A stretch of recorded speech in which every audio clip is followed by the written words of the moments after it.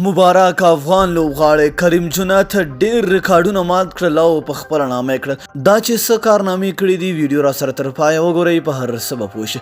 ګرانو زړه ته رانږدې مینوالو السلام علیکم، وخت مو په خیر، ستړي مه شئ. د افغانستان او ویسټ انډیز ترمنځ په دوهمه شلوریزه لوبه کې کریم جنت په زړه پورې توپ اچونه ترسره کړه چې 15 ویسټ انډیزي لوبغاړي وسوځول او د خپل ژوند تر ټولو غوره توپ اچونه یې ترسره کړه. نوموړي نه یوازې دا په یوه نړیواله شلوریزه لوبه کې د خپل ژوند تر ټولو غوره توپ اچونه ترسره کړه، بلکې د شکیب الحسن، عمران طاهر او عماد وسیم په څېر توپ اچوونکو ریکارډونه یې هم مات کړل. کریم جنت د نړیوالو شلوریزو سیالیو په هغه غوره توپ اچوونکو کې راغی چې په یوه لوبه کې غوره توپ اچونه ترسره کړې ده. نوموړي د ویسټ انډیز پر وړاندې 4 راوندونه ترسره کړل چې د 11 منډو په بدل کې 15 لوبغاړي وسوځول.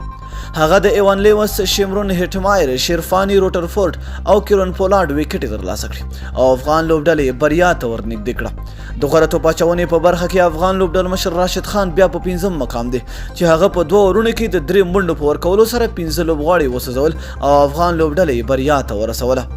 خو تر نوموړي وروسته کریم جنت هغه افغان توپ اچوونکی شو چې د الیاس سنی، سمیع الله شینواري، عماد وسیم، کیمو پاول، ټیم ساوتي، شکیب الحسن، مستفیض الرحمن، عمران طاهر او بینشور کمار ریکارډونه مات کړل او تر دغه ټولو یې غوره توپ اچونه ترسره کړه.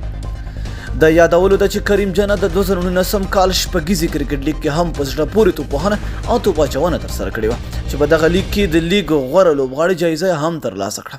هغه د افغانستان او ویسټ انډیز لوبډلې په یو ورځنۍ او شلوریزو لوبو نوملړ کې شامل و، خو دا یې لومړۍ لوبه وه چې د ویسټ انډیز پر وړاندې ولوبېده. نو مینه او مننه چې ویډیو مو راسره تر پایه ولیدله. تر بلې ویډیو د الله په امان.